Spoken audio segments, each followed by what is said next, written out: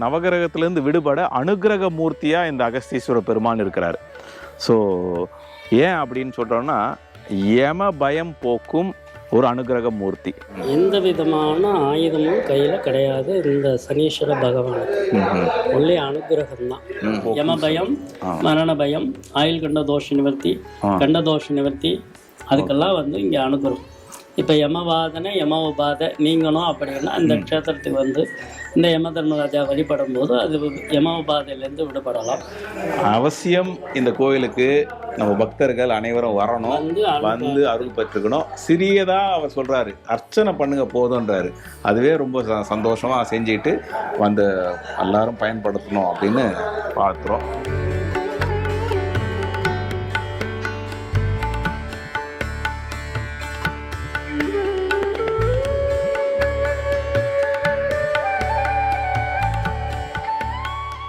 வணக்கம் கோ temple viewers, எல்லாரும் எப்படி இருக்கீங்க? இறைவனோட அருளால் நீங்கள் எல்லாரும் நலமாக இருக்க நான் இறைவனை பிரார்த்திக்கிறேன். இன்றைக்கி சனி பெயர்ச்சியை முன்னிட்டு ஒரு அற்புதமான மங்கள சனீஸ்வர பகவானை தரிசிக்க வந்திருக்கோம். இது எங்கே இருக்குது அப்படின்னு கேட்டிங்கன்னா, திருக்கொடியலூர் அப்படின்ற ஒரு அருமையான ஊரில் ஸ்தலத்தில் அமைஞ்சிருக்கு இந்த மங்கள சனீஸ்வர பகவானுக்கென்று தனி சன்னதி அமைந்திருக்கிற ஒரு திருக்கோயில். திருக்கொடியலூரில் அகஸ்தீஸ்வரர் பெருமாள் தான் இங்கே பிரதான மூர்த்தி.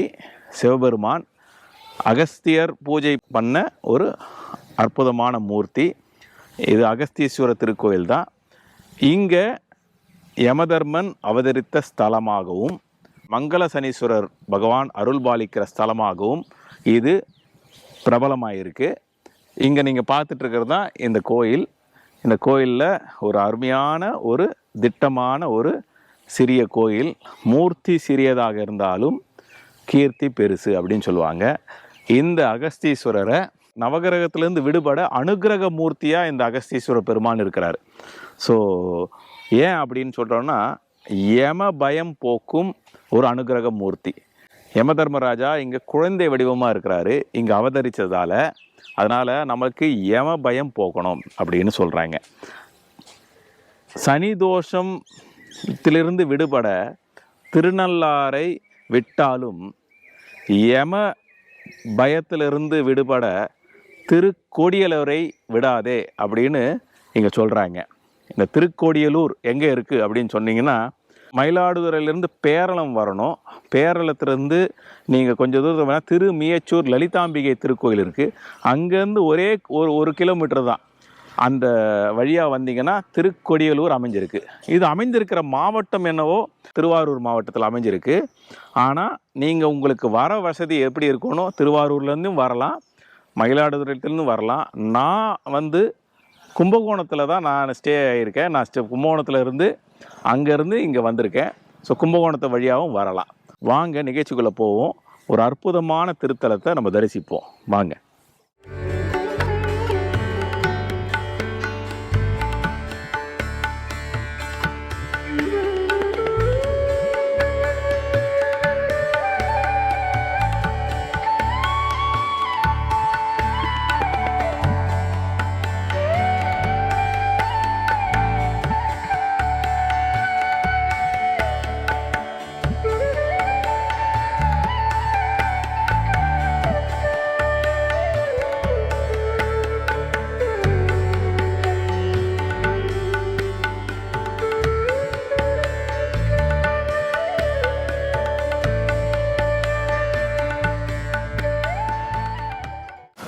ஒரு அற்புதமான கல்வெட்டு போட்டிருக்கு.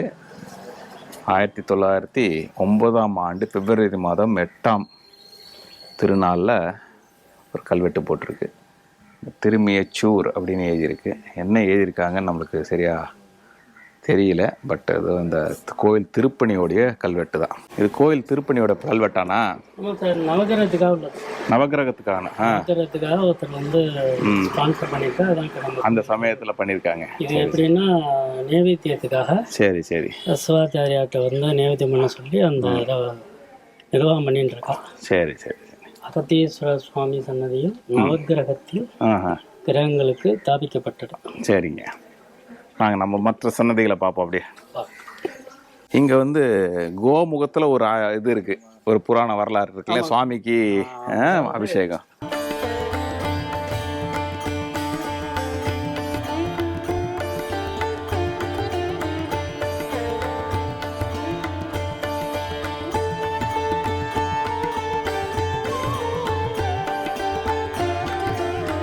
தேன்வாயந்தாத்மேகி தன்னோ தந்தி பிரச்சோதய மகாகணம் தேன்வன் தீபம் தந்தி மாகிரபயாமி தீபம் தர்தயாமி.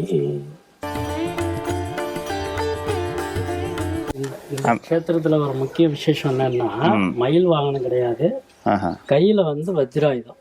வஜ்ராயுதம் வேல் இருக்கும் எல்லா கோயில்லையும். சரிங்க. இந்த கோயில 2 கையிலையும் பாருங்களேன் வஜ்ராயுதம். வஜ்ராயுதத்தை இந்த க்ஷேத்திரத்துல வச்சிருக்கா. முருகன் அற்புதமா முருகப்பெருமான் கோயில்ல ரொம்ப விசேஷமானது மயில் வாகனம் கிடையாது, திருவேங்கட சுப்பிரமணியம்னு பேரு.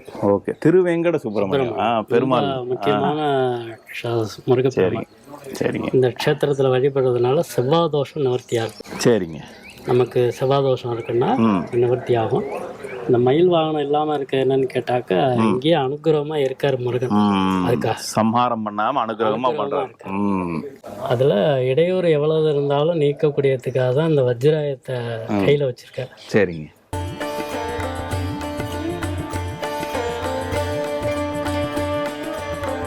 மற்ற கோயில்களில் இருக்கிற இந்த கோஷ்ட தெய்வங்கள், அந்த கோஷ்டத்தில் இருக்கிற தெய்வங்கள், அங்கே நர்த்தன விநாயகர் வருவார், தட்சிணாமூர்த்தி வருவார், லிங்கோத்பவர் வருவார், பிரம்மா வருவாங்க, துர்க்கை வருவாங்க இல்லையா? அந்த கோஷ்ட தெய்வங்கள் இங்கே எங்கேயுமே இல்லை. அதுதான் இந்த கோயிலோட சிறப்பு. ஏன் இல்லை அப்படின்னு காரணத்தை நம்ம இந்த குருக்கள்கிட்ட கேட்டு தெரிஞ்சுக்கலாம். அதுக்கான காரணம் ஏதாவது இருக்கும், இல்லாமல் இருக்காது. இங்கே வச்சுருக்கிற தட்சிணாமூர்த்தி இப்போ வச்சிருக்கு, திருப்பணி நடந்ததுக்கப்புறம் வச்சுருக்காங்க. மற்றபடி பாருங்கள், கோஷ்ட தெய்வங்கள் இல்லை. லிங்கோத்பவர் இங்கே வருவார், அதுக்கப்புறம் பிரம்மா வருவாங்க, அதுக்கப்புறம் துர்க்கை வருவாங்க. துர்க்கைக்கான இடம் இல்லை பாருங்கள். இந்த பிரம்மா வர இடத்துல இந்த அபிஷேக பால், சுவாமியோடைய அபிஷேக தீர்த்தம் வந்து இந்த பக்கம் தான் வரும். இதுக்கு ஒரு வரலாறு இருக்குது. இந்த வரலாறும் நம்ம கேட்டு தெரிஞ்சுக்க போகிறோம். இது ஒரு அற்புதமான ஒரு வரலாறு, அது கேட்டு தெரிஞ்சுக்கலாம்.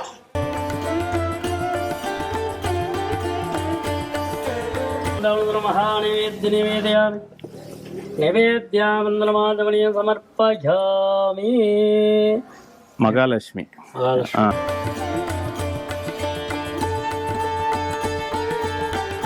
இப்போ அடுத்து நம்ம தரிசிக்கிறது சண்டிகேஸ்வரர் சன்னதி. இங்க விசேஷமா இருக்கிறாரு இல்லைங்களா? ஆமா, இந்த க்ஷேத்திரத்துல ரொம்ப அற்புதமா காட்சி கொடுக்குற. இந்த க்ஷேத்திரத்துல என்ன ஒரு விசேஷம்னா, யானை வந்து பூ பறிச்சுட்டு வரும்போது பூஜைக்கு வர பூ மோந்துருது. உடனே இவர் என்ன பண்றாருன்னா, வெட்டியுள்ள தும்பத்தி கைய, அவ்வளோ பவர்ஃபுல் இந்த சண்டிகேஸ்வரர். ஆனா யானையும் தவற வணர்ந்துட்டு புஷ்பத்தை வந்து மோந்து பார்த்த தவறு என்று வணர்ந்ததுனால இந்த க்ஷேத்திரத்துல அவ்வளோ ஒரு முக்கியமான உள்ள க்ஷேத்திரம் அது. சரிங்க. சண்டிகேஸ்வரர் ரொம்ப சண்டிகேஸ்வரருடைய வரலாறு எப்படின்னு கேட்டா, ரெக்கமெண்டேஷன்ங்கிறது இவர் தான். சிவபெருமானுக்கு உள்ள சாத்திய பூவை இவருக்கு தான் சாத்தலாம், வேற அம்பாள் கூட சாத்த முடியாது. இவருக்கு பேர் நிர்மால்யம்னு பேர், சிவ நிர்மால்யம். சரிங்க. அதாவது நம்ம சிவராத்திரியில அர்த்தஜாமத்துக்கு உள்ள பூவை கொண்டு வந்து இதுக்கு சாத்துறதாக வரலாறு. சரிங்க. அவ்வளோ சிறப்பு வாய்ந்தவர். அதனால நீங்களும் இப்போ நம்ம சுவாமி கிட்ட இருந்து பூ எடுத்துட்டு சாத்தினீங்க இப்போ. சரிங்க. இங்க கோஷ்டத்துல எந்த தெய்வமும் நம்ம பார்க்க முடியலையே, அதுக்கான வரலாறு உண்டா?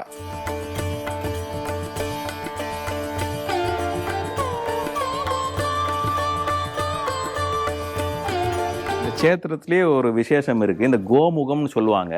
இந்த கோமுகம் வந்து சிவபெருமானுக்கு அபிஷேகம் நடக்கும்போது அந்த தீர்த்தம் வெளியில வர இந்த துவாரம் தான் கோமுகம். இங்கே இருந்தால் நம்ம அந்த அபிஷேக தீர்த்தத்தை எடுத்துக்கலாம். இதுக்கு ஒரு வரலாறு இருக்குது. அந்த சனி பகவானுக்கும் இந்திரனுக்கும் உள்ள கனெக்ஷன் இங்கே இருக்குது. பதவி உயர்வு தர இந்த ஒரு சேத்திரம், அதை சொல்லுங்கய்யா எப்படின்னு. இந்த சனி பகவான் என்ன பண்ணுறாருன்னா, இந்திரனுக்கு சனி பிடிக்க போகிறாரு, எல்லாரையும் நம்மளை பிடிக்கிற மாதிரி. அப்போ இந்திரன் என்ன சொல்கிறாருன்னா, என்னை பிடிக்க முடியாது அப்படிங்கிறார். அதை பார்ப்போம் அப்படின்ட்டா உடனே அசரீராக காட்சி கொடுக்குறார் இந்திரனுக்கு. உடனே பெருச்சாளி உருவம் எடுத்து இங்கே ஒளிஞ்சிக்கிறார். சரி.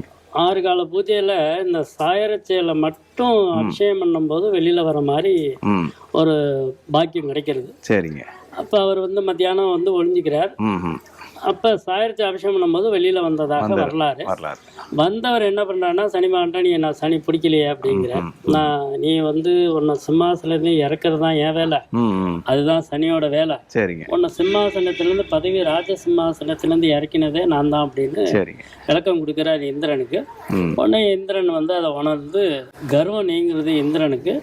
அதுமாரி பதவியில் ஏதாவது இருக்கும்போது பல இம்சைகள் தொல்லைகள் வருது அப்படின்னா இந்த க்ஷேத்திரத்தில் 4 to 6 இந்த தீர்த்தத்தை புரோஷனம் பண்ணிட்டு இந்த தீர்த்தத்தையும் நம்ம புரோஷனம் பண்ணும்போது ரொம்ப விசேஷம் நமக்கு. சரிங்க. ரொம்ப இம்பார்ட்டண்டான ஒரு இது என்னன்னு கேட்டால், பதவி ஸ்தானத்துக்கு 4 to 6, ஓகே, மற்றத்துக்கு வந்து 12 மணிக்குள்ளே பண்ணிக்கணும். சரி, காலையில் 4 to 12 மணிலேருந்து பண்ணிக்கலாம்.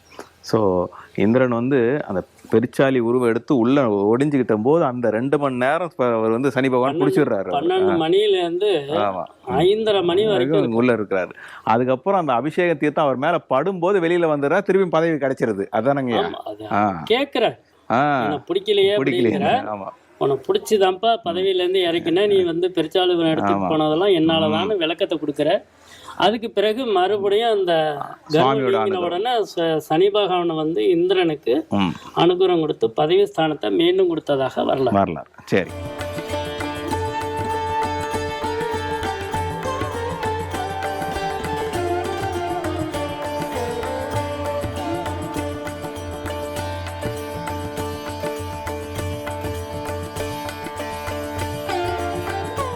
பைரவர் சன்னதியில இருக்கும்.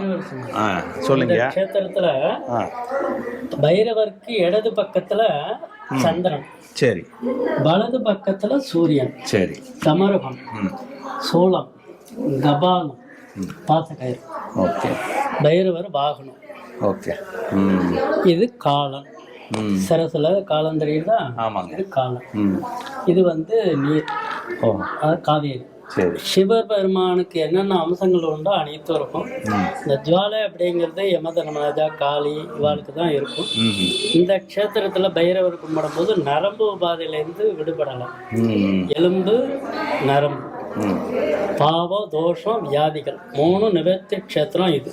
அப்போ இந்த நரம்புகளால் வியாதிகளுக்கு இந்த க்ஷேத்திரத்தில் வந்து நம்ம ஜென்ம நட்சத்திரத்தை அன்னைக்கு யமன், சனி, சுவாமி, அம்பாள், பைரவர் இந்த 5 அர்ச்சனை பண்ணும்போது பஞ்சமும் காரிய சக்தி 7 ஜென்ம பிறவி முடிஞ்சு நமக்கு பூர்வ ஜென்ம பாவதோஷ நிவர்த்தி ஆகும். இக ஜென்மனி அப்படிங்கிறது இப்போ நடைமுறை. பூர்வ ஜென்மனிங்கிறது பூர்வ புண்ணிய ஸ்தானத்தை பற்றி தெரிஞ்சுக்கிறது. ஜென்மாந்திரேஷனா நம்ம லைஃபுக்கே பண்ணணும் அப்படின்னா இந்த க்ஷேத்திரத்துக்கு வரலாம். 12 க்ஷேத்திரம் இருக்கு. அதில் இந்த க்ஷேத்திரம் வந்து ஒரு இம்பார்ட்டன்ட். என்னன்னு கேட்டால், யமன் வந்து பாவத்தை போக்குற, சனி தோஷத்தை போக்குற, பைரவர் வியாதியை போக்குற. அதேமாரி இந்த பில்லி சூன்யம் அப்படிங்கிற அளவு அது வந்து அகத்தியர் கும்பிடும்போது நம்ம குடும்பம் ஆனந்தமாக இருக்கிறதுக்கு இந்த ஆனந்த வழியை கும்பிடும்போது நம்மளுக்கு ஆனந்தமாக இருக்கும்.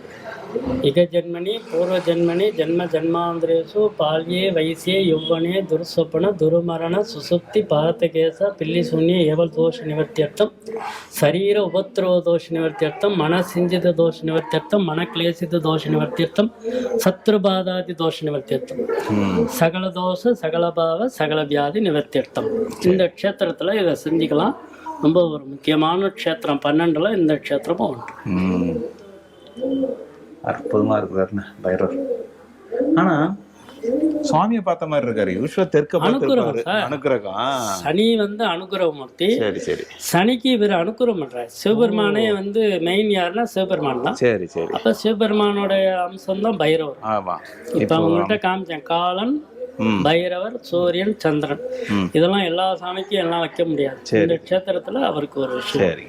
சிவபெருமான் என்னென்ன வச்சிருக்காரோ அதெல்லாம் இருக்கும். சோளம், டமருகம், பாசக்கயிறு, டமருகம், அப்புறம் காவேரி சொன்ன பாருங்க. அதாவது கபாலத்துக்கு மேல காவேரி. அது கண்டம் தெரியுதா? ஆமா. அது அடுத்தது வந்து சந்திர பிரபை. இது சூரிய பிரபை. அந்த பொட்டு வச்சு சந்திர பிரபை, சூரிய பிரபை. அதே மாதிரி நம்ம போதிப்பேட்டையில சுவாமிகிட்ட பார்த்தோம். சந்திர பிரபை, சூரிய பிரபை. க்ஷேத்திர பாலாய தேமஹே தன்னோ பைரவ பிரஜோதயாது. பைரவம் திருமா பஞ்ச தீபம் தரிசயாமி.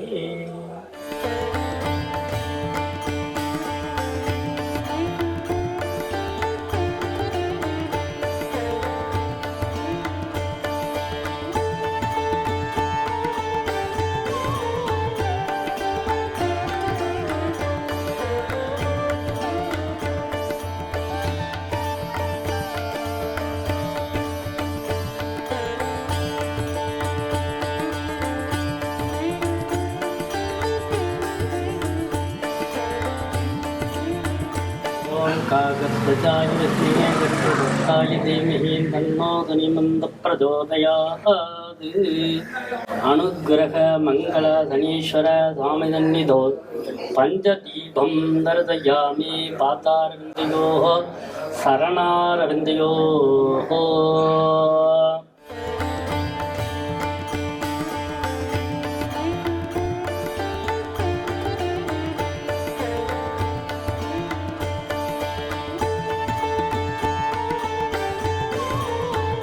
ஐயா, இப்போ மங்கள சனீஸ்வர பகவானை தரிசிக்கிறோம்.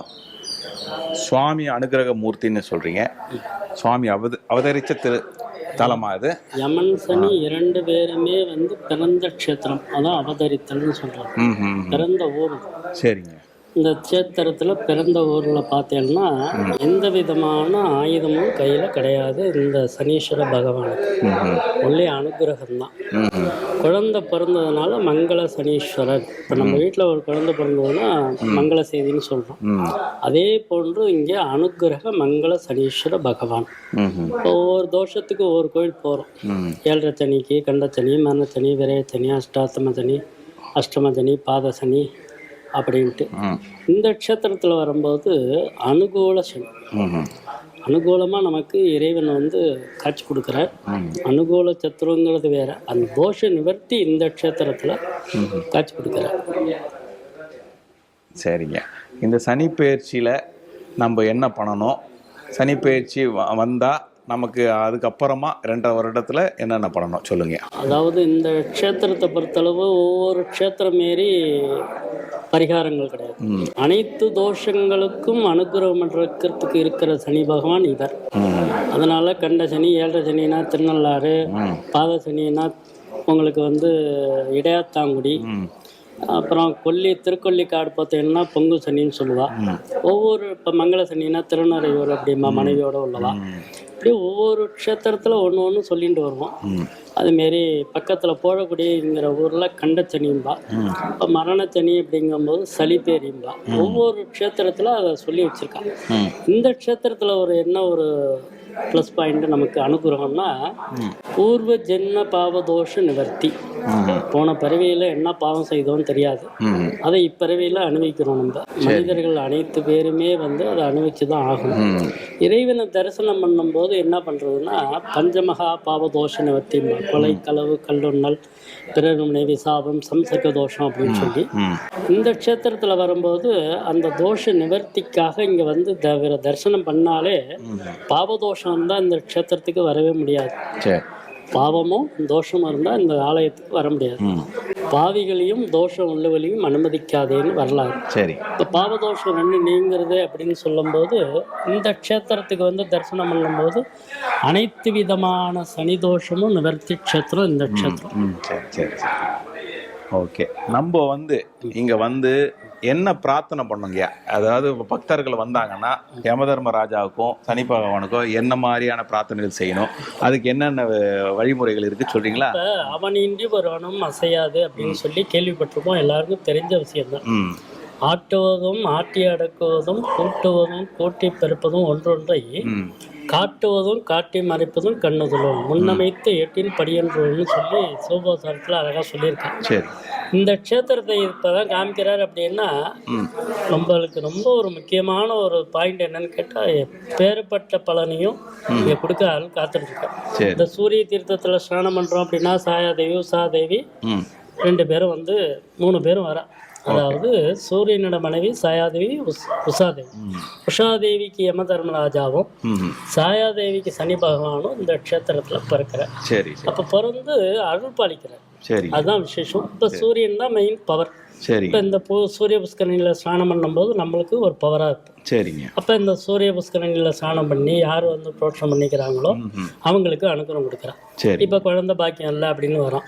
அப்போ இந்த க்ஷேத்திரத்துக்கு வரும்போது டாக்டர் இல்லைங்கிறார், ஜோதிடர் இல்லைங்கிறார், அதெல்லாம் மறந்துட்டு இந்த க்ஷேத்திரத்தில் வந்து 5 அர்ச்சனை: யமன், சனி, சுவாமி, அம்பாள், பைரவர், பஞ்சமும் காரிய சித்தி. சரிங்க.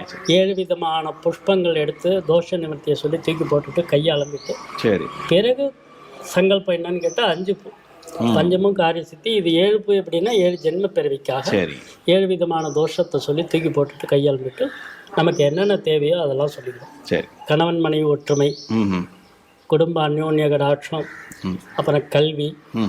இப்போ சனியால் வந்து படிப்பு இல்லை, அப்படி படிப்பு கொஞ்சம் மந்தமாக இருக்குது அப்படின்னு சொன்னால் அந்த நட்சத்திரத்துக்கு வரணும்னா அந்த குழந்தை இந்த நட்சத்திரத்தை அன்னைக்கு தான் வரணும். எப்படின்னா குழந்தை படிக்கிறவா யாரோ அவரவர்கள் நட்சத்திரம், ஃபேமிலியில் ஒரு நட்சத்திரம் இருந்தால் போதுமானது. சரி. ஒரு 12 மணிக்குள்ளே இந்த பரிகாரம் பண்ணிக்கணும். ஓகே. இந்த அர்ச்சனை என்ன மாதிரி பரிகாரங்க? அதாவது ஜெபஹோம அர்ச்சனாதபிகி தானஞ்ச அபிஷேக கர்மகரிஷன்னு சொல்லியிருக்காங்க. ஃபர்ஸ்ட் கர்மம் போகணும். சரி. அப்படிங்கும்போது எளிய முறைங்கிறது அர்ச்சனை தான். தேங்காய் வத்தலை பாக்கு பழத்தோட முடிஞ்சிடும். சரி. ஒரு அபிஷேகம்னா பால் அபிஷேகம் பண்ணிக்கலாம், இல்லை ஃபுல் அபிஷேகம் பண்ணிக்கலாம். சரிங்க. அது அவங்கவுங்களுக்கு.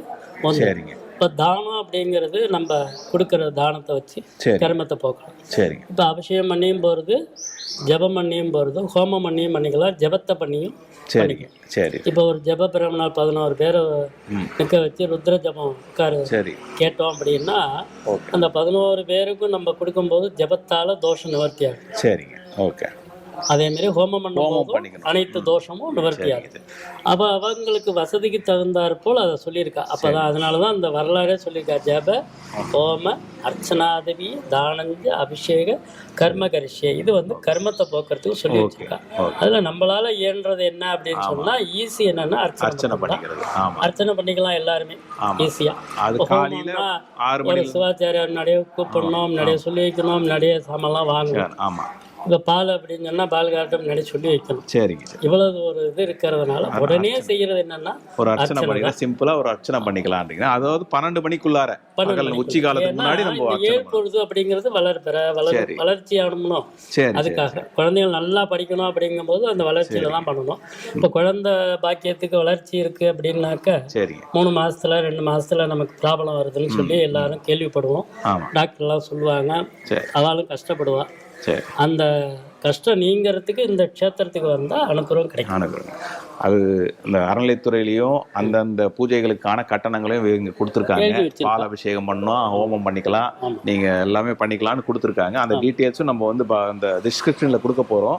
மற்றபடி இங்கே வந்து அதை புக் பண்ணி வந்து மக்கள் வந்து முன்னாடி வந்து புக் பண்ணுறது எதுக்குன்னா யார் யார் வராங்க, என்னென்ன பொருள் வாங்கி வைக்கணும்னு தெரியணுமோ. ஆமாங்க. இப்போ ஹோமம் பண்ணோன்னா 2 நாளைக்கு முன்னாடி பணம் கட்டினா தான் நம்ம ஜாமான் வாங்க முடியும். சரிங்க.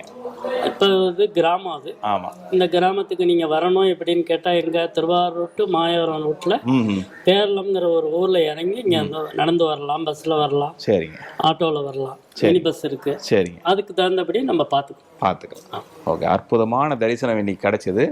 நம்ம வந்து அடுத்து இந்த ஊருக்கு எப்படி வரணும், மற்றபடி என்னென்ன பண்ணணுன்றதை நான் சொல்கிறோம். ஓகே. தேங்க்யூ.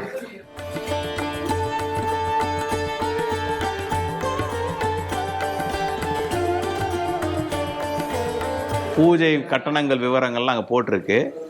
திருநள்ளாரை விட்டாலும் திருக்கோடியை விடாதே அப்படின்றது காரணம் என்னன்னா அனுக்கிரக சனின்னு சொன்னேன். 7 ஸ்டார்ட் ஆயிடுச்சுன்னா நம்மளுக்கு குறையணுமோ. ஆமாங்க. அப்ப அந்த தாக்கம் குறையணும்னா இந்த க்ஷேத்திரத்துக்கு வரும்போது அனுக்கிரகம், சனியால அனுக்கிரகம் வரும்போது நமக்கு அனுக்கிரகம் கிடைக்கும். சரி சரி சரி. அதனாலதான் இந்த க்ஷேத்திரத்துல அந்த அனுக்கிரக சனி. சரி. இப்ப யம தர்மராஜா சொல்றோம் அப்படின்னா ஸ்ரீவாஞ்சியத்துல வந்து யமன் வந்து வாகனமா இருக்கு. சரிங்க. சிவபெருமான் பார்வதிக்கு யமன் வந்து வாகனமா இருக்கு. சரி. வருஷத்துல ஒரு நாள் தான் வந்து விசேஷம். சரிங்க. ஸ்ரீவாஞ்சத்தில். சரி. அப்ப அந்த தீர்த்தம் வருஷத்துல ஒரு நாள் வந்து ஸ்நானம் பண்ணோம் அப்படின்னா நமக்கு அனுப்புறோம். இப்போ பக்கத்தில் வந்து சர்க்குணேஸ்வரம்ங்கிற ஊரில் யம தீர்த்தத்தில் டெய்லி குளிக்கலாம். சரி. அந்த தீர்த்தத்துக்கும் இந்த தீர்த்தத்துக்கும் உள்ள ஒரு வித்தியாசம். இப்போ இந்த சூரிய புஷ்கரணி அப்படிங்கிறது காலையில் 6 மணிக்கு மேலே 12 ஸ்நானம் பண்ணிட்டு நம்ம அந்த 5 அர்ச்சனை பண்ணுறோம் அப்படின்னு சொன்னால் நமக்கு அனுகிரகம் கிடைக்கும். Okay okay. இந்த யம தர்மராஜா வந்து குழந்தை எரும வாகனத்தில் காட்சி கொடுக்குறாரு. கத்தி கேடயத்தோட எரும வாகனத்தில் காட்சி கொடுக்குறார். அனுகிரகம் பண்ற யம பயம், மரண பயம், ஆயுள் கண்ட தோஷ நிவர்த்தி, கண்ட தோஷ நிவர்த்தி, அதுக்கெல்லாம் வந்து இங்கே அனுகிரகம். இப்போ யமவாதனை யமோபாதை நீங்கணும் அப்படின்னா இந்த க்ஷேத்திரத்துக்கு வந்து இந்த யம தர்மராஜா வழிபடும் போது அது யமோபாதையிலேருந்து விடுபடலாம். சரி. அதனால இந்த க்ஷேத்திரம் வந்து அவ்வளோ ஒரு முக்கியமானது. பாசக்கயிறு, சூளம், கதை, இந்த ஆயுதங்கள்லாம் இல்லாமல் கேடயத்தோட ஒரு நமக்கு யாருன்னு தெரியணும் அப்படிங்கிறதுனால தான் கத்தி கேடயம் வச்சிருக்காரு இந்த குழந்தை. கத்தி கேடயத்தோட யம தர்மராஜா எரும வாகனத்தில் காட்சி கொடுக்குறாரு. சரி சரி. இப்படி அற்புதமான ஸ்தலத்தை பற்றி அருமையாக நீங்கள் எனக்கு எல்லாருக்கும் விவரிச்சு சொன்னீங்க. அவசியம் இந்த கோயிலுக்கு நம்ம பக்தர்கள் அனைவரும் வரணும், வந்து அருள் பெற்றுக்கணும். சிறியதாக அவர் சொல்கிறாரு, அர்ச்சனை பண்ணுங்க போதுன்றாரு. அதுவே ரொம்ப சந்தோஷமாக செஞ்சுட்டு வந்து எல்லாரும் பயன்படுத்தணும் அப்படின்னு பார்த்துறோம். குருக்கள் நம்பர் இங்கே கொடுத்துருக்கு 8973521507. ஸோ காலையில் இப்போ திறந்துருக்க நேரம் கொடுத்துருக்கு. இந்த அர்ச்சகர் சொன்ன சூரிய புஷ்கர்னி இங்கே தான் இருக்குது. பாவ தோஷ நிவர்த்தி ஸ்தலம் இது. ஸோ இங்கே ஒரு சும்மா பிரவச்சனம் பண்ணிக்கிட்டாலே போதும். ஸ்நானம் பண்ணால் நல்லது. பிரவச்சனம் பண்ணிக்கிட்டு சாமிக்குள்ளே போய் தரிசனம் பண்ணாலே உங்களுக்கு உண்டான பாவங்கள் நீங்கும். சனி பகவானும் யம தர்மராஜாவும் அனுகிரக மூர்த்தியாக இங்கே இருக்கிறாரு. யம பயம், அதாவது மரண பயம் நீக்கும் ஸ்தலம். சனி பகவான் அனுகிரகமூர்த்தி. எந்த மாதிரியான தோஷங்கள் இருந்தாலும் இங்கே வந்துட்டால் உங்களுக்கு மங்கள சனீஸ்வரர் பகவான் அனுகிரகமூர்த்தியாக இருக்கிறாரு. இப்படிப்பட்ட ஒரு அற்புதமான ஸ்தலத்துக்கு நம்ம வந்து தரிசனம் செஞ்சோம். உங்களுக்கு எல்லாருக்கும் இந்த வீடியோ உங்களுக்கு பிடிச்சிருக்கும்னு நம்புகிறேன். இதை எல்லாருக்குமே ஷேர் பண்ணுங்கள். ஷேர் பண்ணால் உங்களுக்கும் புண்ணியம் சேரும், மற்றவங்களுக்கும் அது இந்த கோயிலை பற்றி தெரிஞ்சுக்கிட்டு இங்கே வருவாங்க. அவங்களுடைய தோஷங்கள் பூர்த்தியாகும், அங்கே அதாவது நிறைவேறும். அவங்க விலகி அவங்களுக்கு நல்லது நடக்கும்ன்றது நம்மளுடைய நம்பிக்கை. இந்த கோ டெம்பிள் உங்களுக்கு பிடிச்சிருந்தா தொடர்ந்து பாருங்கள், லைக் பண்ணுங்கள், ஷேர் பண்ணுங்கள், சப்ஸ்கிரைப் பண்ணுங்கள். சப்ஸ்கிரைப் பண்ணாதவங்க சப்ஸ்கிரைப் பண்ணுங்கள். புதுசாக நீங்கள் பார்க்குறீங்கன்னா தொடர்ந்து பார்க்குறதுக்கான வேலை வந்து நோட்டிஃபிகேஷன் பெல் ஐக்கானை கிளிக் பண்ணுங்கள். உங்களுக்கு நோட்டிஃபிகேஷன் வரும். அடுத்த வர வீடியோக்கள் உங்களுக்கு தெரிய வரும். இந்த கோ டெம்பிளை நீங்கள் காண்டாக்ட் பண்ணணும் அப்படின்னு நாங்கள் நினச்சிங்கன்னா இதுக்கு ஒரு வாட்ஸ்அப் நம்பர் இருக்குது, அதை நான் கொடுக்குறேன். டிஸ்பிளேலையும் வரும். 9884934923. இந்த நம்பருக்கு நீங்கள் தொடர்பு கொண்டு உங்கள் ஏரியாவில் இருக்கிற கோயில்களுக்கு நீங்கள் விசேஷங்களை பற்றி கூப்பிட்டிங்கன்னா நம்ம வந்து கவரேஜ் பண்ணலாம். உங்களுடைய ஏரியாவில் இருக்கிற கோயில்களை பற்றி சிறப்பாக இந்த வீடியோவில் வரும். ஸோ அதுக்கு நீங்கள் காண்டாக்ட் பண்ணலாம். மற்றபடி இந்த கோயிலை பற்றியான சந்தேகங்கள் இருந்தால் கூட நீங்கள் தொடர்பு கொள்ளலாம். நான் உங்களுக்கு அதுக்கான பதில்களை சொல்ல முடியும். அடுத்த ஒரு நல்ல திருத்தலத்தோடு சந்திப்போம். நன்றி, வணக்கம். சுபாஷ் கவி.